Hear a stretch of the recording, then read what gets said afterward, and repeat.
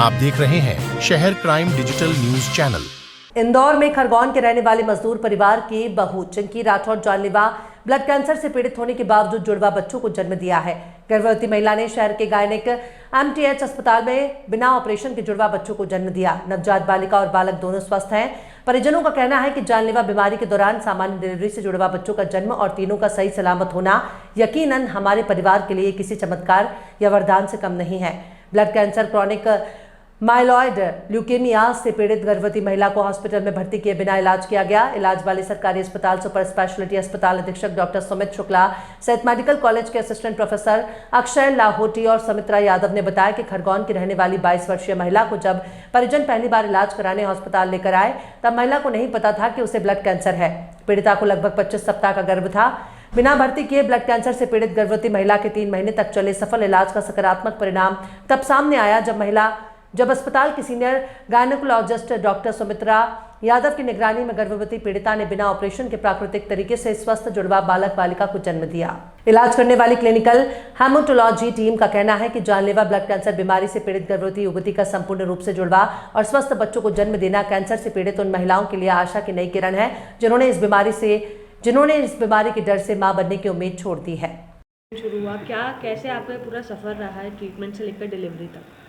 जी मुझे तो कुछ पता ही नहीं था शुरू से। घर में किसी ने बताया नहीं कि मुझे ये बीमारी है, पर फिर भी मुझे पता था, इसलिए मैंने भी नहीं किसी को बताया। उन्होंने बताया, मैंने भी नहीं बताया, बस ऐसे ही चलता रहा और एंड तक मतलब पता चला तो प्रॉब्लम ही सॉल्व हो गई थी। जब तक मुझे तो अपनी चिंता थी ही नहीं, बस बच्चों की थी। बच्चे कैसे भी करके बाहर आ जाएं, स्वस्थ हो जाएं, बस यही दिक्कत थी। यही मैंने दिन रात प्रार्थना की भगवान से और आज मेरे सामने है दोनों बच्चे। डॉक्टर्स का कैसा आपको सपोर्ट मिला? डॉक्टर का पूरा सपोर्ट मिला। उनकी वजह से शायद मैं यहाँ पे खड़ी हूँ, बोल पा रही हूँ। और मेरे मम्मी पापा जो सास ससुर है। आप कहाँ से हैं और आपको कब पता चला कि आपको इस तरह की बीमारी है? नहीं, पता ही नहीं चला ना मुझे, ना घर में किसी ने बताया, ना पता ही नहीं था। अब दोनों बच्चे स्वस्थ हैं? हाँ, कैसा लग रहा है? कैसा क्या बोलेंगे डॉक्टर्स की टीम के लिए? धन्यवाद करूँगी सबको और मेरे मम्मी पापा को भी और भगवान को भी, जिन्होंने सबने साथ दिया है। Chinki Rathore. Ma'am, blood cancer से पीड़ित महिला ने 2 स्वस्थ बच्चों को डिलीवर किया है, आपने उनका ट्रीटमेंट किया, क्या कुछ पूरी जर्नी रही है? कैसे ट्रीटमेंट किया और ये फाइनल सक्सेसफुल ऑपरेशन कैसे हुआ? बेटा, सबसे इम्पोर्टेंट बात ये थी कि पेशेंट जब हमारे पास आई तो वो यहाँ पर हमें सपोर्ट सुपर स्पेशलिटी हॉस्पिटल से मिला। बेसिक चीज़ ये रहती है कि ये टीम एफर्ट रहता है। जैसे मैं कहूँ कि मैंने ये डिलीवर किया, ये गलत चीज़ है। ये मेरी पूरी यूनिट के हर इंसान का उसमें योगदान है और सबसे ज़्यादा योगदान जूनियर आरएसओज और सीनियर आरएसओज और एसआर का रहता है, क्योंकि वो इनको मॉनिटर करते हैं। हम हर समय नहीं रहते हैं, तो क्रेडिट लेना आसान है, लेकिन जब तक कि हम लोग पूरा इंटर डिपार्टमेंटल कहते हैं समन्वय बना के ना रहें, कोऑर्डिनेशन बहुत रहना चाहिए। तो ये पेशेंट वहाँ दिखा भी रही थी सुपर स्पेशलिटी में डॉक्टर लाहोटी को, और फॉलोअप पे भी जा रही थी। हम लोग उसका एंटीनेटल चेकअप कर रहे थे कि भाई कैसा है, बच्चे बढ़ रहे हैं कि नहीं, क्या हो रहा है। फिर जब ये पेशेंट आई तो डिसीज़न लिया गया कि नॉर्मल, यानी हर महीने 4 से 5 ट्विंस, 6 ट्विंस डिलीवर हो ही जाते हैं। आईवीएफ के बाद और इस सब के बाद जो स्टिमुलेशन टेक्निक है और बढ़ गए।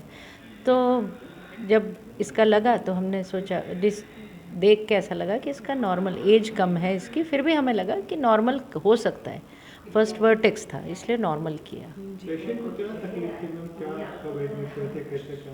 बेटा, डेट तो एग्जैक्टली तो मेरे को याद नहीं है, लेकिन पेशेंट एडमिट हुई, प्रॉपरली डिलीवर हुई। आपको पता चला कि she is suffering from cancer, तो कैसे ट्रीटमेंट दिया गया? तो हम लोग ने ये किया कि हमने सबसे पहले तो ब्लड प्रोडक्ट्स रखते हैं हम लोग रेडी, है ना, क्योंकि कैंसर में क्या होता है कि आपका रोग प्रतिरोधक क्षमता कम होती है, तो उसके लिए हमको वो बहुत ज़रूरी रहता है कि हम वो अरेंज करके रखें।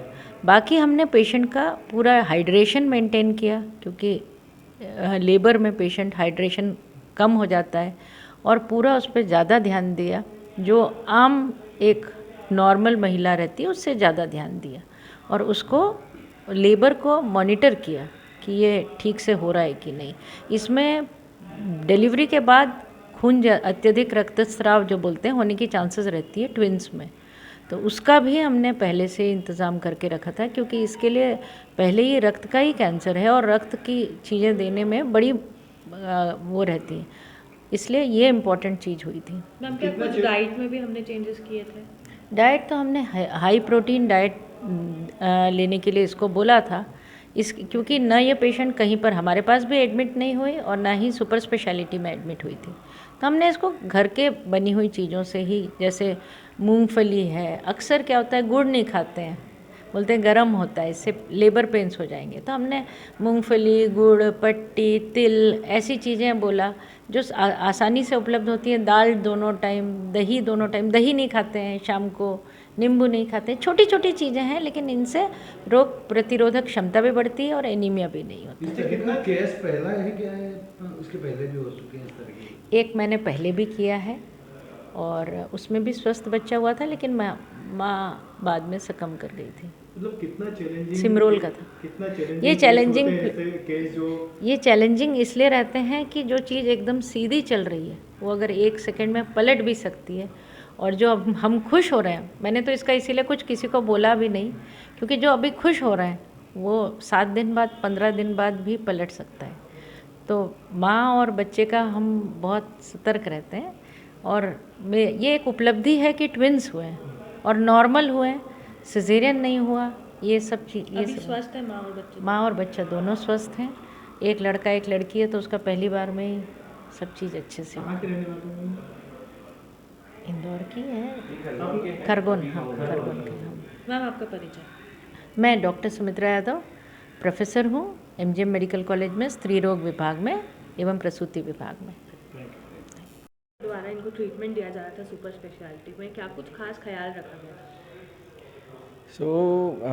ब्लड कैंसर अपने आप में एक ख़तरनाक चीज़ मानी जाती है, और कई बार हमें माँ की और बच्चों की दोनों की चिंता रहती है कि क्या हम इन्हें बचाएं या उन्हें बचाएं, या फिर हम दोनों को खो देंगे।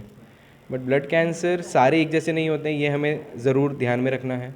ब्लड कैंसर की स्टेज बहुत इंपॉर्टेंट है।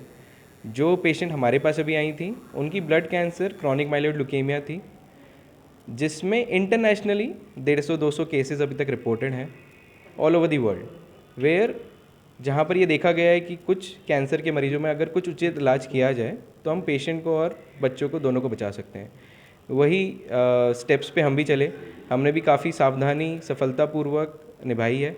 और इस कैंसर में अगर ब्लड काउंट्स, प्लेटलेट कंट्रोल नहीं होते हैं तो कई बार थ्रोम्बोटिक रिस्क, जैसे ब्लड गाढ़ा हो जाना, कई बार खून के थक्के जम जाना, या फिर ब्रेन हेमरेज हो जाना, ये दोनों रिस्क रहती हैं। उन दोनों रिस्क को जब तक काउंट्स और प्लेटलेट्स कम नहीं होते हैं, ये खतरा हमेशा बना रहता है।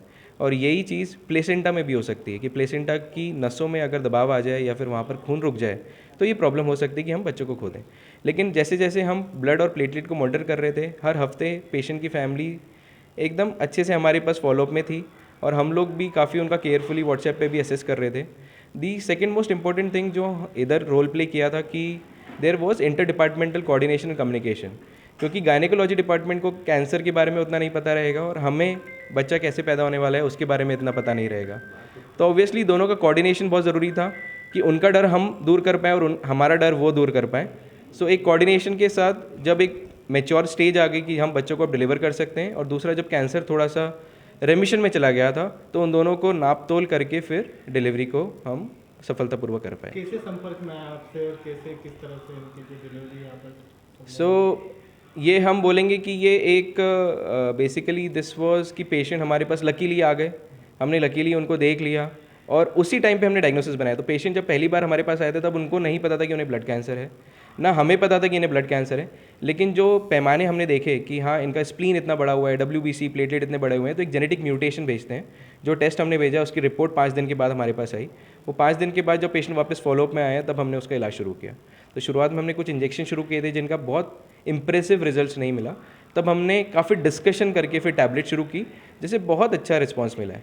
सो येस, बिकॉज कैंसर एक अपन बोल सकते हैं कि it was not the advance stage, एक कंट्रोल्ड स्टेज में था, इसीलिए कंट्रोल भी कर पाए और सफलतापूर्वक इसका इलाज भी कर अभी भी पाए। कैंसर का ट्रीटमेंट आप लोगों द्वारा दिया जाएगा? येस, सो कैंसर का ट्रीटमेंट इनको ऑलमोस्ट अभी नेक्स्ट 5 ईयर्स के लिए तो कंटिन्यूसली हमको देना ही है, which will be just a tablet. ऐसा नहीं है कि बहुत इंजेक्शंस देने या एडमिशंस करना है। CML नाम की बीमारी का आजकल ट्रीटमेंट पिछले 20 सालों में अभी कुछ इतने इनोवेशंस हुए हैं कि हम एक टैबलेट, जैसे डायबिटीज़ और BP को हम कंट्रोल करते हैं, उसी प्रकार से हम CML को भी एक टैबलेट के माध्यम से कंट्रोल कर सकते हैं। वो टैबलेट इनको अभी लेनी है। 5 साल तक हम इनको रेगुलरली फॉलोअप में रखेंगे। अगर लगता है कि हाँ बीमारी बहुत अच्छे से कंट्रोल में है तो शायद हम फिर इनको दवाइयाँ बंद करने का भी एक ओपिनियन दे सकते हैं। पहली डिलीवरी थी इनकी या इससे पहले भी इनकी बच्ची? सो इनकी तो पहली डिलीवरी है ऑब्वियसली, एंड इस प्रकार के मरीज़ काफ़ी देखे जाते हैं, लेकिन कितने बचते हैं कितने नहीं बचते इसका कोई स्टैटिस्टिकल डेटा अपने पास नहीं है। दोनों स्वस्थ है पूर्ण रूप yes yes yes, and that is what the happiness is, क्योंकि बच्चे स्वस्थ हैं। नॉट बीइंग अ गायनिकोलॉजिस्ट, मैं तो हेमाटोलॉजिस्ट हूँ, लेकिन जब बच्चे मेरे हाथ में आए थे, जब फैमिली वापस लेके आए थे डिलीवरी के बाद, तो हमें ऐसा लग रहा था कि डिलीवरी शायद हम नहीं की है, but yes, so it is actually in happy mode. आपका परिचय? मैं doctor Akshay Lahoti, assistant professor department of clinical haematology at super speciality hospital MGM medical college.